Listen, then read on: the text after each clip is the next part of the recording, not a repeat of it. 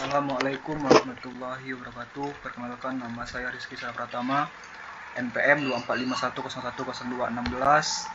Jadi di sini saya akan menjelaskan materi distribusi binomial. Saya di sini memiliki contoh soal. Soalnya itu PT MJF mengirim buah semangka ke Heromart dengan jaminan kualitas yang baik. Maka 90% semangka ini dikirim oleh seleksi oleh Heromart. PT MJF setiap hari mengirim 15 buah semangka dengan berat 5-6 kilo. Tentukan berapa probabilitas 10 buah semangka diterima. Jadi pertama-tama ini kita harus mencari tahu dulu N-nya berapa, R-nya berapa, P-nya berapa, Q-nya berapa. Jadi N itu adalah jumlah percobaan. Jadi di sini kita lihat N-nya itu adalah 15, R itu banyak peristiwa. Jadi R-nya ini 10, P itu probabilitas sukses. Jadi probabilitas suksesnya ini ada 90% atau 0,9. Terus Q-nya ini probabilitas gagal. Q-nya itu 10% atau 0,1. Jadi kita buat seperti ini dulu. X-nya 15, N-nya 15, P-nya 0,9, Q-nya 0,1. Lalu kita mencari rumus binomial agar bisa mencari probabilitasnya. Kita ketik sama dengan binom dis. Kita ketik binom dis, buka kurung, ketik numbernya 15, terus trialsnya 15, probability-nya 0,9, terus pencet false, buka tutup kurung, false, tutup kurung, enter. Jadi hasilnya itu adalah 0,2059. Sekian materi dari saya. Wassalamualaikum warahmatullahi wabarakatuh.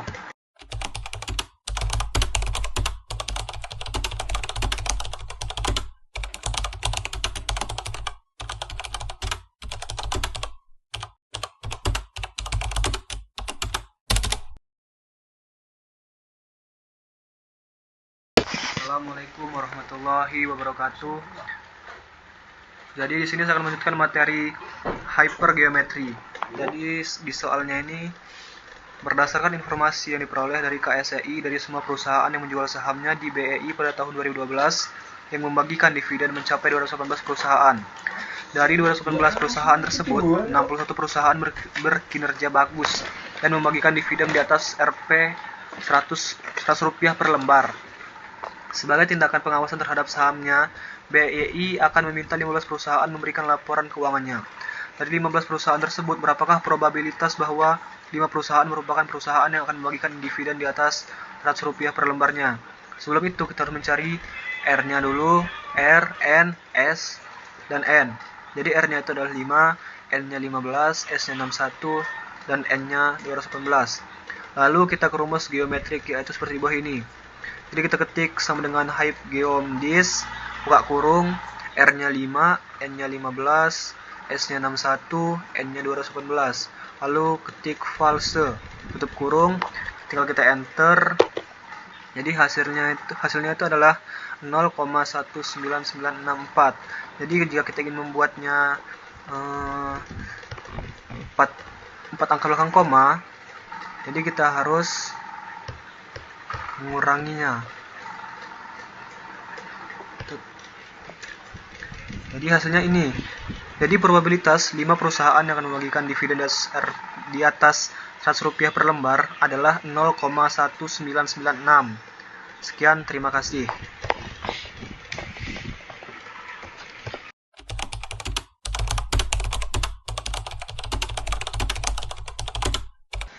Baiklah, selanjutnya saya akan menjelaskan tentang distribusi Poisson. Di sini saya memiliki soal, yaitu jumlah emiten di BEI ada 150 perusahaan. Probabilitas perusahaan tersebut memberikan dividen pada tahun 2006 hanya 0,1. Apabila BEI meminta laporan dari emiten sebanyak 5 perusahaan, berapa probabilitas perusahaan tersebut adalah perusahaan yang membagikan dividen? Sebelum itu, kita harus mencari mu. Jadi, apa itu mu? Mu adalah nilai rata-rata mean. Sebelum mencari rumus, kita harus mencari mu. Sama dengan N titik P. Jadi, N adalah 150, P adalah 0,1. Jadi, mu sama dengan 150 dikali 0,1 sama dengan 15. Jadi mu adalah 15. Lalu kita buat kolom seperti di bawah ini. X-nya 5, mu-nya 15. Lalu kita rumus Poisson. Jadi kita ketik sama dengan Poisson titik dis, buka kurung 5,15, false, tutup kurung, enter. Jadi hasilnya adalah 0,002. Jadi probabilitas 5 perusahaan yang bagian dividen adalah 0,002. Sekian, terima kasih. Habis suara. Mana ini? Ya, sebutnya.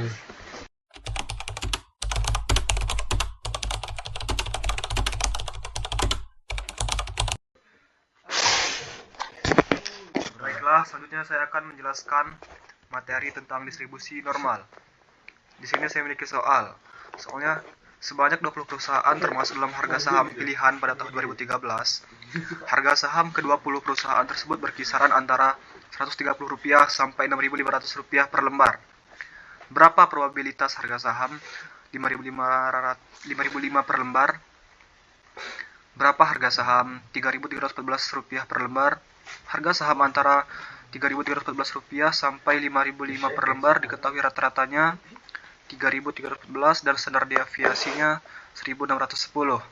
Sebelum itu kita harus menjadikan X1-nya sama dengan 5.005 dikurang 3.314 lalu dibagi 1.610 dan hasilnya yaitu 1,05.